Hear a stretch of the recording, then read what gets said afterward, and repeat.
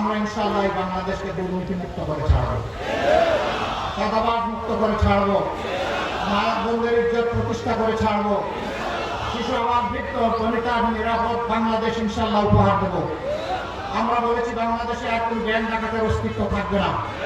আমরা বলেছি আর কোন শেয়ার মার্কেট লুট করার দুঃসাহস কেউ দেখাবে না।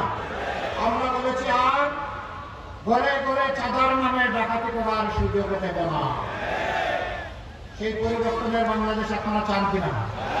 আপনারা চান?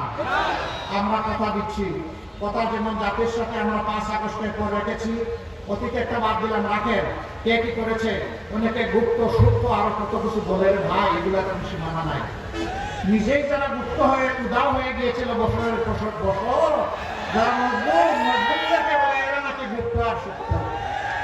ভাই একটু নিজের দিকে সবাই তাকায়, এটাই ভালো হবে, এটাই ভালো হবে। আয়নায় নিজের চেহারা দেখে, অনেকটা দেখে লাভ নাই রে ভাই। দুই বন্ধু রিক্সায় চলছে, বয়স্ক মানুষ, তো কম বয়স যার এই দুইজনের মধ্যে একজন বলতেছে, বন্ধু তোমার কেমন লাগে? আমার তো ভালো লাগে। ওই ভাই আমি তো আর বাঁচবো না। কেন বাঁচবে না? ওই যে আমি তো আমার উপর হাত রেখেছি, কিন্তু কোনো চেতনা বল কিছুই পাচ্ছি না, বুঝতে পারছি না। ওই ভাই হাত তো রেখেছে আমার উপরে, এই জন্য কিছুই বুঝতে পারো না, তোমার খায় রাখো। পাঞ্জাবের জগতে একটি বিশ্বস্ত নাম, শাবাব এথনিক ওয়্যার। প্রিয় ঢাকাবাসী, আপনারা রাজধানী গড়ে দিয়েছেন, ইনশাআল্লাহ আপনারা দেশ গড়ায় অগ্রণী ভূমিকা পালন করবেন। এই জন্য আমি আহ্বান জানাই, আমাদের যুব সমাজের আকাঙ্ক্ষা, আমাদের মা বোনদের আকাঙ্ক্ষা বাংলাদেশ গড়ে দেওয়ার জন্য আপনারা এগিয়ে আসুন। যুব সমাজ, আমরা অপমানজনক বেকার ভাতা হাতে তুলে দেব না। ইনশাআল্লাহ আমাদের যুব সমাজ দাবি করেছিল উই ওয়ান্ট জাস্টিস। তারা তাদের অধিকার রাইটস চেয়েছিল, সেই রাইটস দিতে অস্বীকৃতি জানানোর কারণে তারা পালিয়ে গেছে। যারা এটা অস্বীকার করেছে, তারা কারো কাছে মিছিল করে দিয়ে বলে নাই বেকার ভাতা চান। বেকার ভাতা যারা দিতে চান, প্রকৃতপক্ষে আমাদের যুব সমাজকে তারা অপমানিত করতে চান। ইনশাআল্লাহ আমরা যুব সমাজের হাতও গড়ে দিব, আর হাতের উপরে হাতের তালুতে ইনশাআল্লাহ সম্মানের কাজ করে দেব। মা বোনেরা, আপনাদেরকে কথা দিচ্ছি, এখনই যারা হুমকি দেন দাড়িপাল্লার পক্ষে, সাতলাকলির পক্ষে, ছাতা মার্কার পক্ষে, ঘড়ির পক্ষে, রিক্সার পক্ষে, এরকম 11 দলের যতগুলা প্রতীক আছে, সেই প্রতীকের পক্ষে যে সমস্ত মা বোনেরা ইজ্জতের সাথে ক্যাম্পেইন করতে যাবেন, তারা হুমকিতে এদের কাপড় দিয়ে তুলে ফেলা হবে। এরকম প্রজাতি, এরা কি মানুষ? মায়ের কাপড় তোলার স্পষ্ট ঘোষণা যারা দেয়, এরা মানুষ?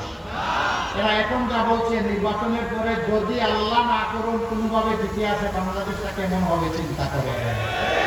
একজন মাও ইজ্জত নিয়ে ঘর থেকে বের হতে পারবেন না, বের হলে ইজ্জত নিয়ে ঘরে ফিরতে পারবেন না। ইনশাআল্লাহ মায়ের সমাজ ঐক্যবদ্ধ জবাব পাবেন 12 তারিখ ইনশাআল্লাহ। আমরা এই পরিবর্তনের পক্ষে প্রথম ভোটটি দিব গণভোটের হাত। কিসে দিব? ইনশাআল্লাহ আপনারা দিবেন, আপনাদের আত্মীয়স্বজন, প্রিয়জন, আপনজন সবাইকে নিয়ে দিবেন, কর্মস্থলের সাথী এবং প্রতিবেশীকে নিয়ে দিবেন। কারণ এই হ্যাঁ ভোটের নামই হচ্ছে আগামীর বাংলাদেশ। এই হ্যাঁ ভোটের নাম হচ্ছে আজাদি, না ভোটের নাম হচ্ছে গুলামি।